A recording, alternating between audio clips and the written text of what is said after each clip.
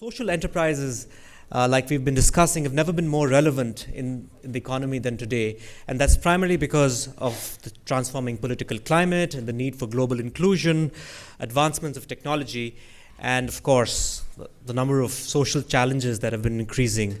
And enterprises and economists across the world, and I use the word enterprises and economists because the models that are getting created are really a hybrid between the government and the corporate sector, and they're constantly innovating and bringing in new models.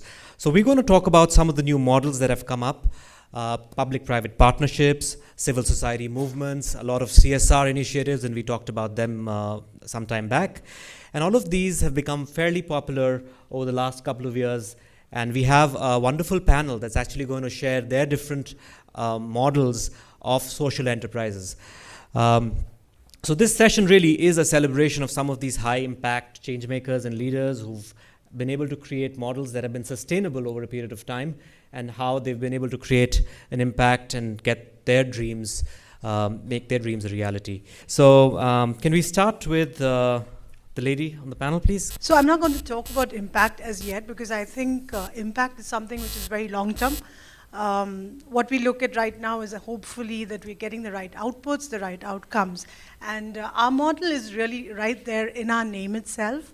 I-Dobro, which is, Dobro means five in a very ancient language, and I-5 is the process of impact that we look to really enable and facilitate, and that is inform, interface, interact, integrate, and therefore create impact. Believe you me, the tools and channels for each one of them is so nuanced that I think very often we lose out on a lot of success and a lot of impact because we do not look at that closely. And that's really what our aim is, to make you look closely at impact. Thank you. Thank you. The next panelist that I'd like to introduce is Jordan. Jordan, we've heard your story this afternoon. What's the story of VisionSpring, the name? How did that come about, and what does it mean to you? What's the story behind that? The story behind the name comes from looking at the core of our brand and what it is that we fundamentally do as an organization. And we were able to boil our brand proposition into a very simple slogan, which was "See well, do well." And we wanted our name to reflect that slogan. And so vision is the part of the slogan, see well. And do well is spring, because we think of spring as something that has potential, opportunity, a brighter future, a welling up of potential and power. And so bringing those two words together reflected the See Well, Do Well moniker, and thus the name VisionSpring. The next panelist to be introduced is Rustam. Basically, we are an energy access social enterprise. We work in Rajasthan and Uttar Pradesh, and we work in about 11 districts right now. Our goal is to set up entrepreneurs, and we train them to sell solar products as well as water devices based on in a proper technological manner. We also get them bank finances, so they actually become entrepreneurs and they can do end customer loans as well. We've been working now for over 4 years, and we've done about 8,000 plus installations in people's houses. Translates to about 40,000 people that we've impacted. The good part is that our model is hinged on the whole entrepreneurial setup. So we believe that's what's the solution for India's social enterprises, to not just be one yourself, but help others create them themselves. Thank you. Thank you so much. Our next panelist is Atul Bhatnagar from NSDC. Atul, NSDC has become the most talked about initiative in the government and in the circles. Tell us a little bit more about it. Our overall goal is 150 million by 2022. Our focus is on outcome-based training. Now that outcome has to be either wage employment or self-employment. And when I talk of 20 growth sectors, some of them are like your IT, BFSI, and healthcare, construction, building materials, etc. Now, we are looking at a skill ladder of jobs and we have set up sector skill councils. There are 29 sector skill councils. These are governing bodies of the sector. They're comprising of people from that sector. So let's talk of healthcare. Dr. Naresh Tehan is the chairman for that sector. They decide what kind of job roles are required in that sector, which would comprise 80% of the workforce. They decide the standards against which the training should happen, and then they only assess the people that are trained within those standards. So what we have here is by the industry, for the industry, and of the industry, and we call it, it's a democratic principle in the largest democracy in the world. So hopefully the output from those will be employable. And all that we are doing here is we're trying to make people get into short-term courses. So because our graduates, we are finding that 75% of our graduates are unemployable because they don't have specific employable skills. All right. So that's the whole focus. Wonderful. Thank you so much. Okay, our last panelist, Mr. Vijay Anand. I'm sure all of you in this room are aware that the forefathers of democracy devised or wrote the principles of democracy based on the three pillars. The first being the legislative, the second being the executive, and the third being the judiciary. And in due course of time, the press became the fourth estate. And in a country as populous and as vast as India, even if all these four pillars worked diligently, 24/7, honestly, with people's well-being at heart, it would be a humongous task. So what we are doing at Fifth Pillar is calling upon every citizen to form the fifth pillar of democracy. And we have been functional for the last 7 years. And it was interesting when she said her organization is named after the number 5. So it's kind of an interesting concept, because when we go to the students, they ask, why fifth pillar? The chair has 4 legs, a room or a mandapam a temple needs only 4 pillars, why fifth pillar? So we are telling them, even if all the 4 pillars of democracy become 100% corrupt and rusted and fail democracy, if we, the fifth pillar, who are larger in number, out of 1.25 billion, there is only like 20% that comprise of all the 4 pillars put together. So 80% is the fifth pillar. If we all stand up to the occasion, we can uphold democracy and safeguard democracy. That's the principle behind the naming. We have helped thousands of citizens by way of distributing the 0 rupee note. We bribe the people who look for a bribe. So we bribe them with a 0 rupee, and it works like magic. Great.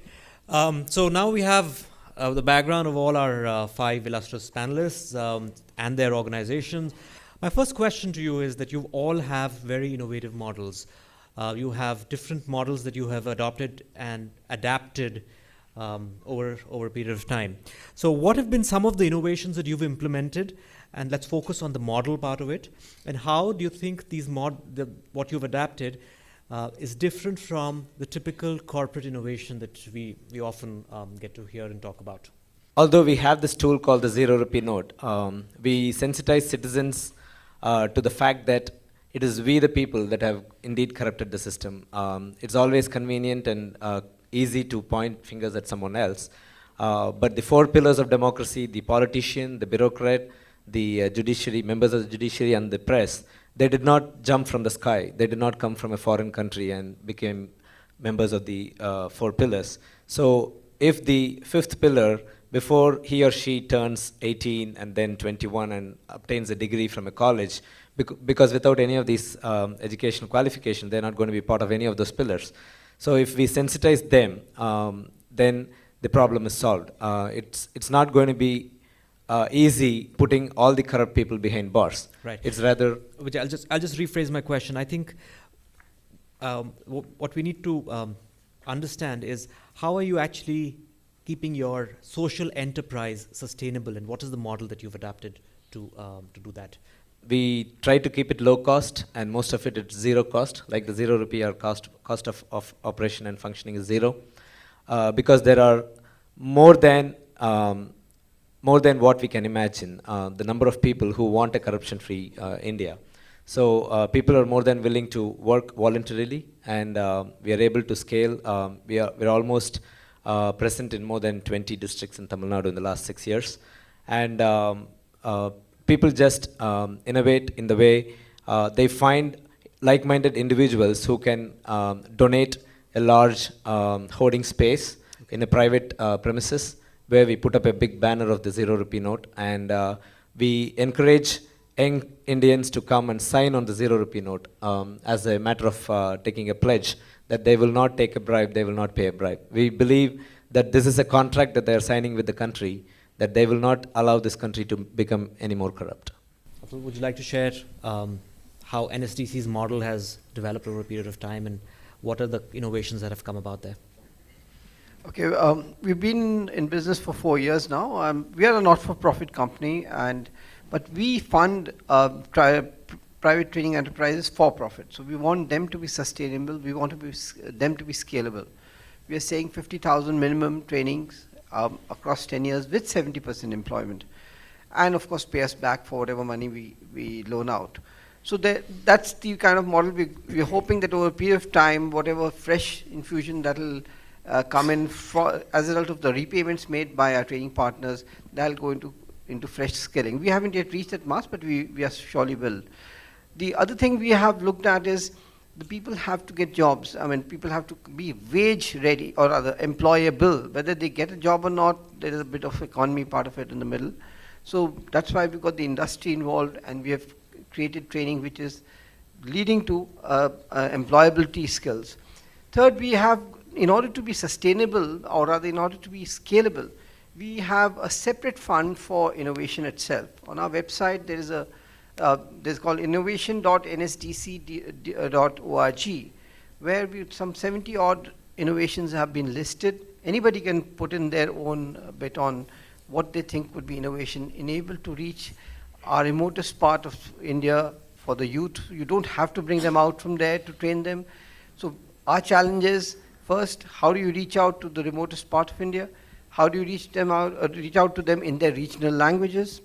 How do you skill them where they are? How do you assess them for the skills that they have got? So these are some of the things for which whatever is possible, whether it's technology as an enabler or mobilization in some other form, that's more than welcome. So we have funded 3 innovations already. The details are there on our website, but more are welcome. So this is where we are at the moment. Right. NSDC always is actually a good blend between the government and the corporate sector, but which side do you tend to bend towards more? I'm a banker. I've worked in 3 international banks before coming here, so I would put the private one first. But having said that, on our board, the government side is also there. But does that help? And I think, again, going back to the concept of models, does having the management very corporatized help? Yeah, it does help. It does help, and but the funds do come from the government, so we have to be. We have to say thank you to them. All right. Okay, good. Karan, would you like to talk about your model? You know, innovation is such a buzzword that I really hate to be the party pooper here. But my favorite quote is one by Cheryl Kisser, the executive director of the Lewis Institute from the Babson Social Innovation Lab. And she says that there is, and I'm paraphrasing here a little bit, but there are more than enough innovations, breakthrough innovations in this world. What we really need are breakthrough interactions. And I really think that's true. There are no dearth of innovators, there are no dearth of good ideas, there's no dearth of implementers, but the problem is, more often than not, is that we work in silos. More often than not, we work alone. We don't look at partnerships. We don't look at where we can probably leverage each other's strengths. And that's where really the problem lies. Therefore, if you find a way to really partner and leverage somebody else's strength, somebody else's network, and allow them in turn to leverage your strengths and your network, I think innovation will just happen. And that's really what we try to do, is really build very strong, very real, and very, to be really the opposite end of that argument, innovative interactions. And that's really what our model is about. Thank you. Innovation is grossly overrated in India, the way it's thrown around. People think if I devise this bottle and make it look like this, and then turn the way like this, it's innovative. Saddest fact is that rural India sees the worst kind of innovations that I've ever seen. Lived outside for 11 years. In the solar industry, we saw the worst innovations ever. People, the lights and the kind of devices people would not use in their houses were made in universities, a lot in US and Europe, and sold to people in the villages. Just because it was a $10 solar lamp, weirdly shaped, made of something in China, sold to them because there was a big publicity gimmick behind it. So I'm not very pro innovations because I think India has quite a bit of innovations itself, and it has quite a bit actually in the rural areas, quite a bit that the government does. So the last speaker kind of castrated the government, but actually there's quite a bit you can do with it. It just requires a lot of persistence. So the kind of innovative model we have is we actually work with rural banks, and rural banks are not banks per se. They are basically two people sitting with a computer, doling out a little bit of money and a few savings. But we work with them and we've compelled them to actually give end customer loans. Because we found that what's required is not a product, what's required is not a product innovation, but the whole ecosystem for getting energy services in. So if a person needs to productively function, like I think the gentleman here is doing with Vision, he needs a light, he needs some bit of energy, and he needs to be the deciding factor on how he wants to use it, how much he wants to pay for it, and what kind of service he needs to associate with. So we work with entrepreneurs who help communities in this way, and they also partner up with the banks to actually give them the loan. So I think the innovation is very ground up for ourselves. And in terms of sustainability, it has to be sustainable, but sustainability often comes at a price, because there is a reason social enterprises have been created. It's because corporates and the governments haven't done enough. So, and that's because the corporates haven't done enough because there's not enough easy demand over there to give them the margins that they need, and the government has often not done enough because the vote bank there is much easier reflected if, like you mentioned, if they don't give the services and can promise the same things every 5 years. So there is a reason why social enterprises are there, and I think we should all be clear about that. And that's the challenge, that sustainability that we face on a day-to-day basis. We sell energy products and the government announces 27 hours power in a village which never saw a grid connection till now. It's not going to give the power, but it's announced it, and which is good enough to kill any innovations from anywhere. A corporate coming from an MNC announces a cheap Chinese-made products for 1/3 the price that an Indian factory which was running for 22 years, 1,600 people working there does. Again, that kills all innovations. One of the things that have helped us get to a place where we have programs that are break-even or profitable has to do with cross-subsidization pricing strategies. There are a lot of companies that have deployed this strategy, but often, or most often, it's cross-subsidizing highly priced, high-margin products to the rich, and then using that margin structure to subsidize the poor. What we've done, though, is we have cross-subsidized from the rich poor to the poor poor. So we've all heard the term base of the pyramid, but in fact, even the base of the pyramid has a pyramid. And there are millions of people, tens of millions of people who are the poor poor, and then there's also tens of millions, hundreds of millions of people who are the rich poor. And they're really very different markets. So for instance, in Latin America, I'll take a Latin America example. The poor poor are people who earn between $2 and $3 a day. The rich poor are people who earn $6 to $7 a day. And they are very different markets, and we have a different name for each of those consumers. We call our $2 consumer our prisoners of price, meaning that no matter what they may aspire to in our optical stores, they're going to be shopping at the board that is the lowest price because they just don't have the economic choice to go up market. The $7 to $8 a day consumer has actually some disposable income and discretionary income. And if he or she sees a frame that makes them feel smarter or sexier or whatever it is that they aspire to, they can deploy that extra disposable income to buy a more expensive pair of glasses. And those glasses have a higher margin structure, which enables us to then cross-subsidize our prisoner of price customer. So we call that customer our savvy shopper, meaning that they can kind of have some range. They can shop at the lowest price, but we offer products that are aspirational, and it kind of pushes them to the part of our product offering that's a higher margin, higher price structure, and they can choose anywhere along that line. And so the savvy shopper, the rich poor, cross-subsidizes the poor poor. Wonderful. I want to ask the other panelists, have you used cross-subsidization in your models? And Kiran, I think you have a thought on that. But this is something that we've been talking about for a good part of the afternoon, and it's a model that seems to be giving results. So where have you used it? So this is my take on cross-subsidization. And yes, of course, it's a model that works. There is no two ways about it. We've got enough examples about them. But it has to be thought about where is it really applicable and how does it work, right? For a startup, let's just go back a bit. A cross-subsidy model works best when you have volumes. That's the only way it can actually be sustainable, right? If you don't have the numbers, it's not going to work. Or you have a heterogeneous group. Even then, you have to have the numbers. Okay. It's very difficult at a small number to really cross-subsidize effectively enough to show impact, right? So, and we are talking about scale at the end of the day. So what happens for a startup who's really just beginning to get the numbers, beginning to understand the ecosystem, beginning to understand the client or the consumer or the beneficiary, whichever is the name you want to give it, right? So therefore, for a startup, it's extremely difficult to really apply a cross-subsidy model.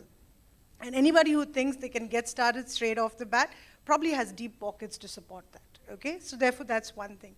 The other thing that I look at when I look at the cross-subsidy model is that the relationship between the two types of clients or the two types of beneficiaries that you're looking at. Invariably, some day or the other, the savvy shopper or the person who's paying extra because somebody else benefits for it. As long as the going is good and the economy is great, and you feel good about doing it, it works fine.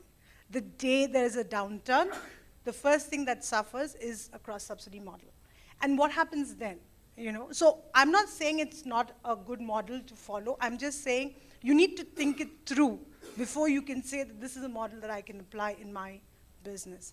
And therefore, what we typically try to encourage from day one when we work with, whether it's a micro enterprise or it's a larger, middle-level, middle-sized one, is to say, look at an ecosystem model. Can you identify multiple stakeholders who you can leverage in pretty much the same manner as a cross-subsidy model, but in a fairly, maybe slightly more complicated manner, which you cannot say directly, because X gave me so much money, I can now support Y's requirement. It would probably be X, Y, Z, and then back again to A, B, C, and then maybe you'll be able to make all those connections to make that ecosystem be a sustainable ecosystem. And I think when you start doing that, you start building a lot more, for the lack of anything better, a stronger base on which you can then experiment or then maybe scale up using a cross-subsidy model. Right. Okay, good. Rustam, any thoughts on that? Yeah, I generally agree. I think it's a very specific, it's very specific to the kind of industry you are, kind of sector you are. Also the kind of product. A product which can be manufactured mass scale and is retailed in a particular way is a different product from a product which is a relationship-based sale. So in our context, I don't think cross-subsidization makes a great sense, because in terms of actually the rich and the poor cross-subsidization, and that's just because a sale to a person, BOP person, is a very relationship, trust-based sale. And there is a significant amount of time you have to devote to it, there's a significant amount of energy and a significant amount of connection you have to build.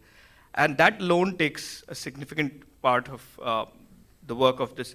If I just thought that, I just find another rich guy and you charge him a higher margin and poor it, what I don't take into account often is the time spent to develop the relationship on that side is all going to come at the cost of developing the relationship on that side.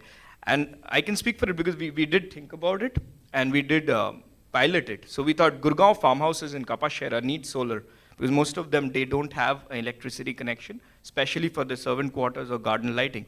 So why don't we sell 10% to them and rest 90% to rural poor?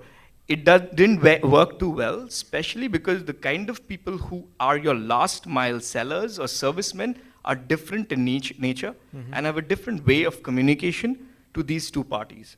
Now again, where sort of a cross-subsidization theory worked for us was in the same village, we sell to a shop, as well as to a house, as well as to a very poor person who just wants a little torch. Now that works, which is a different stakeholder, but again, the community is the same. Right. And it's just a beautiful concept about India that brings about more opportunities for social enterprises. It's very culturally connected. So again, in a model where there is a mass scale production of a particular good and there's different retail outlets and everybody kinds of, you can accommodate all the goods in a particular place, it's probably a good idea. But for us, it's mostly relationships. Wonderful. Great. Thanks. Okay. What would change in your model? So what would be Fifth Pillars 2.0 or 3.0 model version be? Well, in the early years, we were experimenting with models of scaling. So we had a concept called a coordinator of a district, under which there will be n number of coordinators per taluk and then n number of coordinators per village. So for example, in Tamil Nadu, there are 32 districts and there are 12,565 villages. So our goal was to penetrate into every district and every village. And in due course of time, we found that in the first 7 years of experimenting, we found that this one coordinator concept never works because we ended up having individuals who were driven by the cause but would not allow others to play in the team. So we gradually shifted to a model where we have formed a 5-member coordination committee, and there is no one-man rule, there is no one-man show. So that has given us the leaps and bounds in the last 1 year since this model was launched, because obviously one man or woman cannot take the burden of an entire district, whereas a 5-member committee can. And it makes it easier on all of them, and then we have defined the roles for each of these 5 individuals. Okay. And that, for the first 6 years, we had functional chapters only in less than 10 districts. After we implemented this model, we saw that it is catching up. So it's including more people, allowing teams to play their individual roles, team players to play their individual roles. Okay. Atul, coming to the NSDC model, are you happy with the growth, and what would you do differently to have a larger impact? Well, we've got very stiff figures. We'd be at 1.6 million by the end of this month. Next year's target is 3.3 million. The target after that is 6 million, and kind of the graph goes up very steeply. So right now we are just into approving partners and all, but if you have to go from 1.6 to 3.3 to 6, it's like we'll have to double ourselves every time. But we are now looking at, how do we reach out. Our main aim is to get people into a more standardized and trained, certified kind of a workforce we want to create. So and there are people who have skills and who've been working all this while, except that skill has not been assessed against a certain standard. So we will be opening up recognition of prior learning. So it's like there are a whole lot of people there. And that you're saying is a change in the model? That'll be a change in the model. Okay, so recognition of prior learning in terms of accreditation. So we'll create assessment centers at various places. That's why, in fact, we are asking some of the corporates to set them up. That's why the 2% CSR we also, I mean, like many others. But we are saying that you set up, the corporate sector sets up those.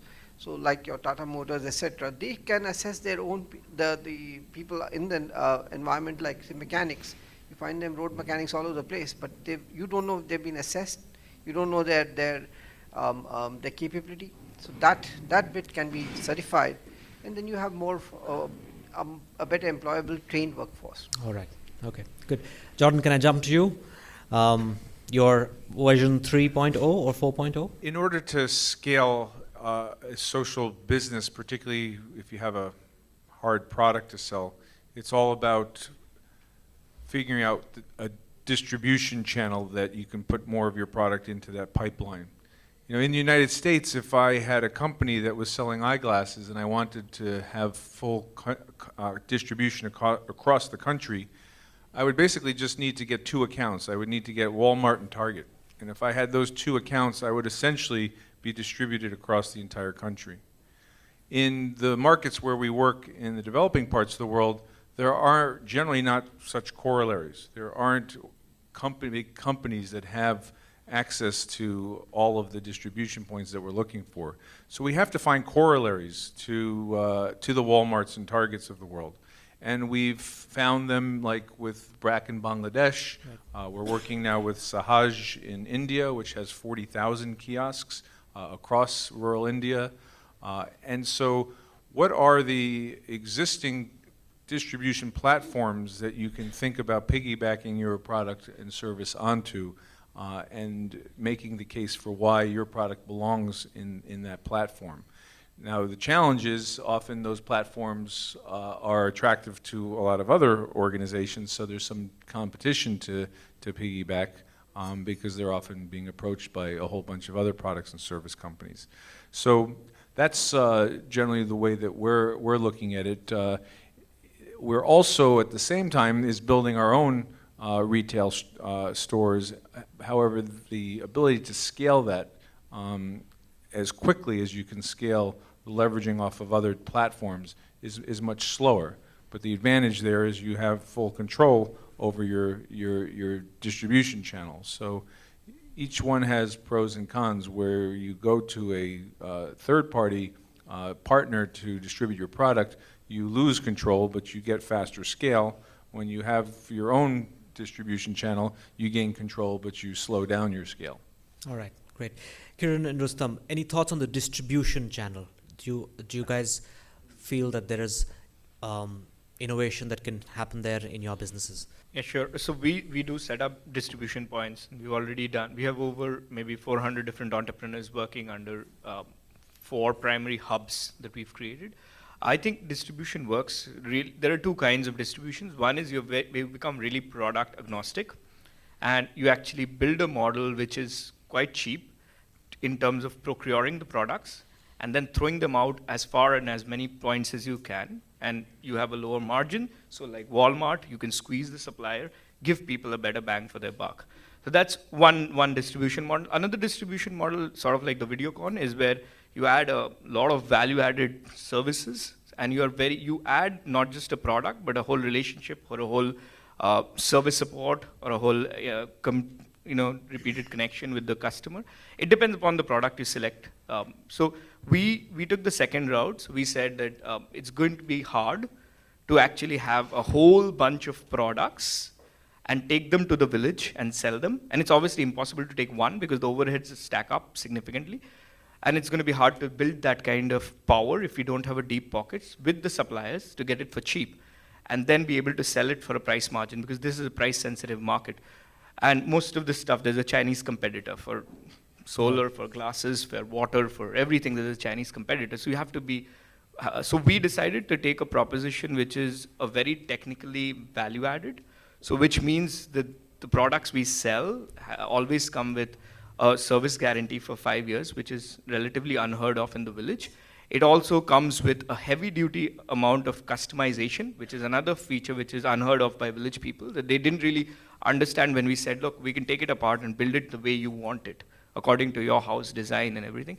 Third, it also comes up with a significant amount of cultural sensitivity, so which takes into account the religion they come from, takes into account the kind of occupations they do. So fishermen have a very different way that they need lights and energy, which is different from a person staying in Uttarakhand. So I think distribution works really well if you understand your market. Right. And you have to choose one of the 2 ways, and you have to look at inside at what are you selling and what is the value proposition, and then build a distribution. A lot of social enterprises fail because they think the lowest hanging fruit is, let's just find the big NGO and tell him to sell my product. That's a bad idea, because NGOs are not, they're not sellers. They have a different core competency. So I think we all have gone through that route, right. But I think you really have to think, what are you selling, what are your value proposition? If you're selling a product which has not been seen that much in a village, then probably you need to set up a physical entity which displays it for X number of days. Wonderful. And incites the people. So I think it's a very Yeah. specific. Interesting corollary views, you know, and I think clearly what works for a model may not work for another model. So you have to have focus on what's working for you in your business, in your environment, in your thing. So it is the passion, it is proficiency, it is perseverance, right? These are three words that are very, very important in social enterprises, but not just that, it doesn't stop there. You have to create pragmatic, prudent, and most importantly, profitable businesses. And that's the essence of what we've been discussing this afternoon, this evening. Thank you so much. Thank you so much for sharing your insights and being here today. Thank you very much. Bye-bye.